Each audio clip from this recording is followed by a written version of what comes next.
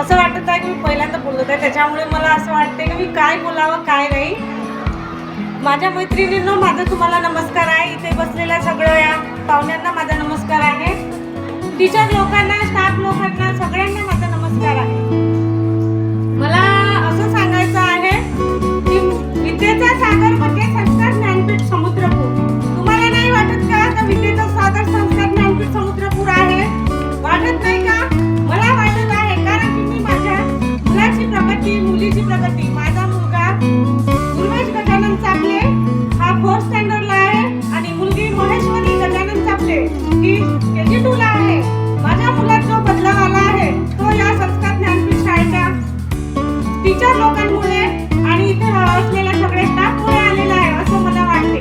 जसं थेंबे थेंबे तळे साचे तशासारखं माझ्या मुलाला घडवण्याचं काम या विद्यालयातून मिळत आहे असं मला वाटते. तुम्हाला वाटत नाही का की तुमच्या मधल्या प्रत्येक आईला असं वाटते की माझा मुलगा खरंच या विद्यालयात आल्याने चांगल्या प्रकारे यशस्वीरित्या आपला कोणताही कार्य हा चांगल्या प्रकारे करत आहे आणि शिक्षणाच्या क्षेत्रात तर कोणताही होमवर्क असो किंवा कोणत्याही ऍक्टिव्हिटी असो यात सुद्धा तो आपला सहभाग घेत आहे. माझ्या आता जवळच झालेल्या कार्यक्रमामध्ये माझ्या मुलींनी म्युझिकल चेअर आणि बकेट बॉल यामध्ये पहिला क्रमांक मिळवला. त्याच्यामुळे मला खूप आनंद वाटतो आणि हा आनंद माझाच नसून इथल्या टीचर लोकांचा सुद्धा आहे असं मला वाटते. कारण की त्यांनीच जर आपल्या मुलांना या असं मार्गदर्शन किंवा अशा खेळात किंवा ऍक्टिव्हिटी मध्ये जर त्यांना घेतलं नसेल तर आपले मुलं इथपर्यंत पोहोचले नसेल असं मला वाटते.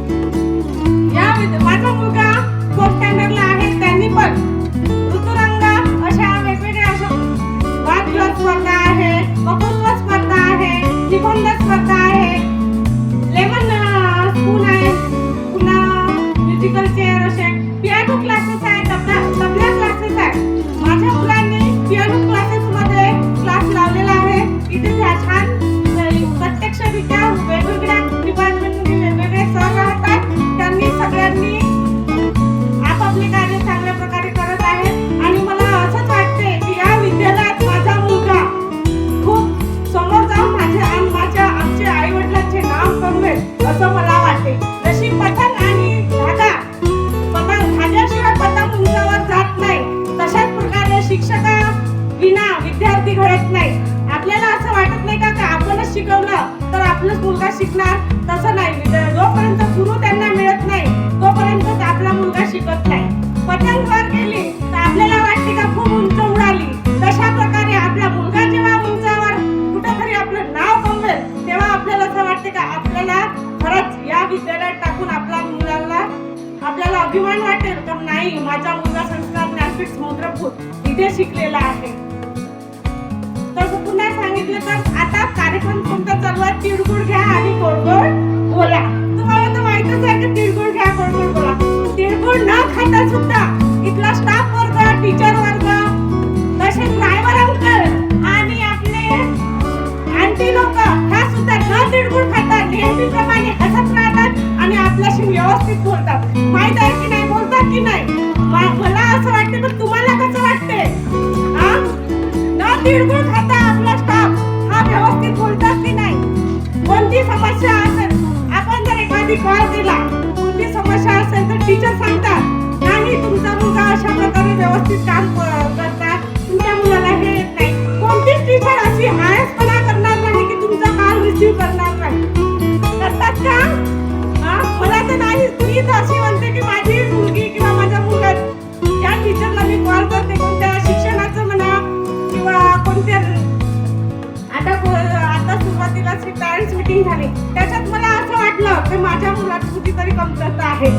त्या विषयाच्या अनुषंगाने मी त्या टीचरशी बोलली. त्यांनी मला व्यवस्थितरित्या सांगितलं माझा मुलगा सर्वच करतो पण माझ्या मुलात एवढी कमतरता आहे की तो घाईघाईने लिहिते. टीचर म्हणाला तुमच्या मुलाला सगळ्यात समजते पण तो घाई करते.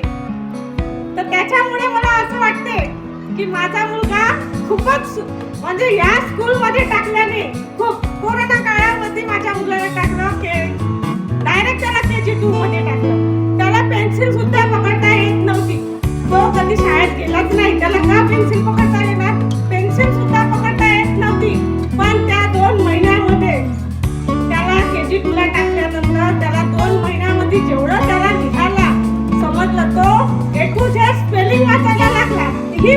संस्कार ज्ञानपीठ शाळेची आहे असं मला वाटते. कारण की इथल्या टीचरनी त्याला प्रोत्साहन किंवा त्याला मार्गदर्शन केलं नसतं तर माझा मुलगा असा घडला नसता असं मला वाटते. माझी मुलगी महेश्वरी सुरुवातीला खूप रडायची. शाळेत यायला सुद्धा ती घाबरायची. टिफिन बांधला का मम्मी मला टीचर काय म्हणेल, मम्मी आज काय शिकवणार आहे, आज तिला प्रश्न पडायचा. मग मी तिला सांगायची की तुला आज मुलीला सांगायची का आज तुला काहीच नाही फक्त ABCD शिकवणार. रोज मी तिला तेच सांगायची. 3-4 महिने ओळखून गेले तरी पण मुलगी रडायची. त्याच्यानंतर मी तिथल्या टीचरना बोलली. टीचर म्हटलं माझी मुलगी दिवसभर रडते का? टीचर म्हणाली की नाही फक्त येईपर्यंत रडते नंतर ती सगळी खेळते. मला एवढं समाधान वाटतं की मी आई असून माझ्या मुलीचं रडणं थांबवू शकली नाही पण इच्छा टीचरनी माझ्या मुलीचं रडणं थांबवलं हे मला खूप आनंद वाटते. कारण की आता जी येत आहे ना ती न घाबरता न रडता ती स्कूलमध्ये यायला लागली. टीचरशी एवढी डेअरिंगफुल बोलते की काही बोलायचं काम नाही. म्हणून म्हणतो की विद्येचा सागर म्हणजे संस्कार ज्ञानपीठ समुद्रपूर असं मला वाटते. इथच्या ज्या ऍक्टिव्हिटी होतात इथचे जे मुलांना जे स्पर्धा मिळतात ह्या स्पर्धा घेतल्याच पाहिजे. कारण की हे युग जे आहे हे स्पर्धेचं युग आहे. या स्पर्धेच्या काळात नुसतं पुस्तकी ज्ञान चालत नसून आपल्याला व्यावहारिक ज्ञान किंवा बाहेर असलेल्या घडामोडींवर चालणाऱ्या विविध विषयाचं ज्ञान असलं पाहिजे.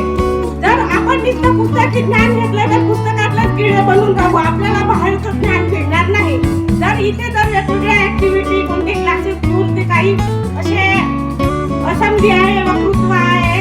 आता मागे ऑलिम्पिक एक्झाम झालेली आहे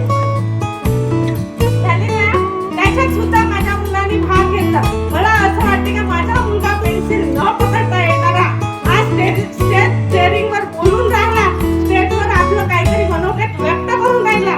याचाच मला खूप या शाळेबद्दल अभिमान आहे. मॅम जरा मला काय मला हे बोलता येतं की माझ्या मनाने मी काही लिहून आणलं नाही. कारण की मी आज 12-13 वर्षानंतर मी पहिल्यांदा बोलत आहे आणि ही संधी मला या विद्यालयाने मिळवून दिली त्याबद्दल मी त्यांचे खूप अभिनंदन करत आहे. मला खूपच धन्यवाद. आणि आता विषय म्हटलं असा की खूपच सगळं स्टाफ वर्ग टीचर वर्ग आणि इथं होणाऱ्या ऍक्टिव्हिटी अशाच राहू द्या, अशाच चांगल्या पद्धतीने पार पडू द्या असं मला वाटते. आणि राजमाता जिजाऊ आणि सावित्रीबाई फुले यांच्या प्रतिमेला मी अभिवादन करते. आणि एक छोटंसं सावित्रीबद्दल मी तुमच्या समोर गीत सादर करते जर तुम्हाला आवडलं असेल तर. कारण की मी गीत आणले आहे लिहून पण जे बोलली आता ते मी माझ्या मनातून बोलली आहे. गीत काही असं लिहिलं वगैरे नाही. असं वाटलं का काहीतरी गीत म्हणावं का आपल्याला संधी मिळाली तर मी आज छोटंसं म्हणत आहे. मी सावित्रीबद्दल एक गीत म्हणत आहे. माय सावित्री तू महान देशाला तुझा अभिमान, माय सावित्री तू महान देशाला तुझा अभिमान. सुरू केली मुलींची शाळा, शिकविला तू क्रांतीचा माळा. माय सावित्री तू महान देशाला तुझा अभिमान, माय सावित्री तू महान देशाला तुझा अभिमान. सुरू केली मुलींची शाळा, फुलविला तू क्रांतीचा मळा. स्त्रियांना कधीच नव्हता शिक्षणाचा अधिकार, स्त्रियांना कधीच नव्हता शिक्षणाचा अधिकार. चूल आणि मूल हेच त्यांच्या आयुष्याचे सार, चूल आणि मूल हेच त्यांच्या आयुष्याचे सार. ज्योतिबांनी चालली पहिली मुलींची शाळा, ज्योतिबांनी चालली पहिली मुलींची शाळा. कर्मठ लोकांशी त्यांनी कळवा संघर्ष केला, कर्मठ लोकांनी त्यांनी कळवा संघर्ष सुरू केली मुलींची शाळा. फुलविला क्रांतीचा मळा, सुरू केली मुलींची शाळा, फुलविला तू क्रांतीचा मळा. ध्येय ठेवून झालीस तू पहिली स्त्री शिक्षिका. ध्येय ठेवून झालीस तू पहिली स्त्री शिक्षिका. समाजाचा छळ सोसून उंचावली पताका. समाजाचा छळ सोसून उंचावली पताका. आयुष्य सारे गेले गरिबांच्या शिक्षणाला. आयुष्य सारे गेले गरिबांच्या शिक्षणाला. भारताचे खरे रत्न सलाम तुझ्या कार्याला. भारताचे खरे रत्न सलाम तुझ्या कार्याला. सुरू केली मुलींची शाळा. पूर्वीला तू क्रांतीचा मळा. माय सावित्री तू महान देशाला तुझा अभिमान. माय सावित्री तू महान देशाला तुझा अभिमान. सुरू केली मुलींची शाळा. पूर्वीला तू क्रांतीचा मळा. धन्यवाद. माझं गाणं ऐकलं होतं. मला घाबरल्यासारखं वाटून राहिलं पण मी तुमच्या समोर गाणं म्हटलं कारण की पहिल्यांदा म्हटलं. काही चुका वगैरे झाल्या असेल तर माफ करा. आणि मी माझ्या टीचर लोकांना इथं बसलेल्या मैत्रिणींना असं म्हणतो तिळगुळ घ्या गोड बोला. हे तर आपलं नेहमीचं वाक्य आहे. पण न तिळगुळ खाता इथल्या टीचर लोक इथले स्टाफ लोक इथं जे शिकणारे सगळ्या विद्यार्थ्यांना तुमच्या आईंनी किंवा इथे बसलेल्या माझ्या मैत्रिणींना तुम्हाला असं वाटत नाही का विद्येचं सागर म्हणजे संस्कार ज्ञानचे समुद्रापूर आहे. कारण की इथे आपल्याला संगीत शिकायला मिळते. इथे आपल्याला आताच आपण एक गेम खेळलो. त्या गेम मध्ये इतकी मजा आली. मला असं वाटलं की दुसऱ्यांदा पुन्हा आपल्याला नाव घेतलं पाहिजे. मी डबल नाव घेतलं कारण की मला ते पाठीवर ठेवून कसं चालायचं याचं एन्जॉय करायचं होतं.